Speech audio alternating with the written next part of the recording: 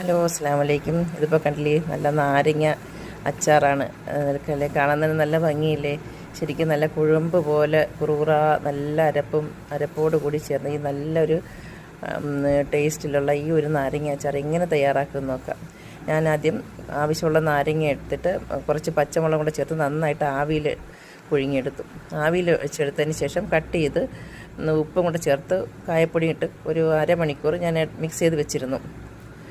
അതിനുശേഷം ഒരു ചട്ടിയാണ് അടുപ്പിൽ വെച്ചിട്ട് അതിലേക്ക് കടുക്, അല്പം ഉലുവ എല്ലാം ചേർത്ത് നന്നായിട്ട് പൊട്ടിച്ചതിന് ശേഷം കറിവേപ്പില, പിന്നെ അതിന് ഇഞ്ചി വെളുത്തുള്ളി ചതച്ചത് എല്ലാം കൂടെ ചേർത്ത് നന്നായിട്ടൊന്ന് മിക്സ് ചെയ്തെടുക്കാം. ഇഞ്ചി വെളുത്തുള്ളി ചതച്ചതിൻ്റെ കൂടെ ഞാൻ ഒരു പിടി വെളുത്തുള്ളി കൂടെ നന്നായിട്ട് തൊലിച്ച്, ഒരു പിടി ഏകദേശം ഒരു 2-3 വെളുത്തുള്ളി വരും, അതുകൂടി തൊലിച്ചതിന് ശേഷം അത് ഈ എണ്ണയിലിട്ട് നന്നായിട്ട് വഴറ്റിയെടുത്തു. പിന്നെ അതിലേക്ക് കറിവേപ്പിലയും ചേർത്ത് ഒന്നുകൂടെ മിക്സ് ചെയ്ത് ഒരു ഹാഫ് കുക്കായി വരണം. വെളുത്തുള്ളിക്ക് ഒന്ന് ഹാഫ് കുക്കായി വരുന്ന സമയത്ത് അല്പം ഉപ്പും കൂടെ ചേർത്ത് നന്നായിട്ട് മിക്സ് ചെയ്തെടുക്കുക. നല്ലതുപോലെ വഴറ്റിയെടുക്കുക. നല്ല രുചിയിലുള്ള ഒരു എരിവും ചെറിയ നാരങ്ങയുടെ പുളിപ്പും മധുരവും ഒക്കെയുള്ള ഒരു നല്ലൊരു അച്ചാറാണിത്. അതിലേക്ക് ഞാൻ മഞ്ഞൾപ്പൊടിയും കാശ്മീരി മുളക് പൊടി മാത്രമേ ചേർത്തിട്ടുള്ളൂ. കാരണം ഒരുപാട് പച്ചമുളക് ചേർത്തിട്ടുള്ളത് കൊണ്ട് വേറെ മുളക് പൊടി ചേർത്തിട്ടില്ല. കാശ്മീരി മുളക് കളറിന് വേണ്ടിയിട്ടും പിന്നെ അത്യാവശ്യം എരിവും കിട്ടും.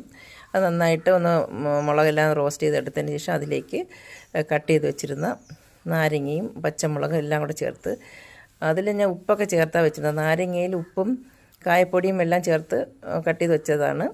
അതിലെല്ലാം കൂടെ ചേർത്തിട്ട് നന്നായിട്ടൊന്ന് മിക്സ് ചെയ്തെടുക്കുക. വളരെ പെട്ടെന്ന് ഒറ്റ ദിവസം കൊണ്ട് തന്നെ ചെയ്തതാണ്. അതിലേക്ക് കുറച്ച് ശർക്കരയും കൂടെ ചേർത്തിട്ട് ഒരു ചെറിയ പീസ് ശർക്കര പൊടിച്ചിട്ട് അതും കൂടെ ചേർത്ത് ഒന്ന് മിക്സ് ചെയ്തെടുക്കുക. ഇത് ഇപ്പം തലേ ദിവസം നാരങ്ങ കട്ട് ചെയ്ത് വെച്ച് കുതിർത്ത് എല്ലാം ചേർത്ത് മിക്സ് ചെയ്ത് വെച്ചതിന് ശേഷം വേണമെങ്കിൽ ചെയ്യാം. ഞാനിത് അപ്പോൾ തന്നെ കട്ട് ചെയ്ത് ഒരു അരമണിക്കൂർ കഴിഞ്ഞ ഉടനെ തന്നെ റെഡിയാക്കി എടുത്താണ്. അടിപൊളി. അന്നത്തേക്കാളും പിറ്റേന്നും പിറ്റേന്നും അതായത് ഒരു 2 ദിവസം കഴിഞ്ഞ് കഴിക്കാൻ സൂപ്പറായിരുന്നു. വെച്ചാൽ നല്ല രുചി. അത് കാണുമ്പോൾ തന്നെ അറിയാമല്ലോ, നല്ല കുഴമ്പ് പോലെ കുറുത്ത ചാറോട് കൂടി അടിപൊളി നല്ലൊരു പിന്നെ നല്ല ടേസ്റ്റായിരുന്നു ഇത്. നല്ല കറിയാണ്. പിന്നെ അതിലേക്ക് അല്പം വിനീഗറും കൂടെ ജസ്റ്റ് ഒന്ന് അടുപ്പ് ഓഫ് ചെയ്ത് തണുത്തതിന് ശേഷം വിനീഗറും കൂടെ ചേർത്തപ്പോൾ ആ മസാലകളെല്ലാം ഒന്നും കൂടെ ഒന്ന് ഡൈല്യൂട്ടായി നല്ല രസമായിരുന്നു, നല്ല ടേസ്റ്റായിരുന്നു.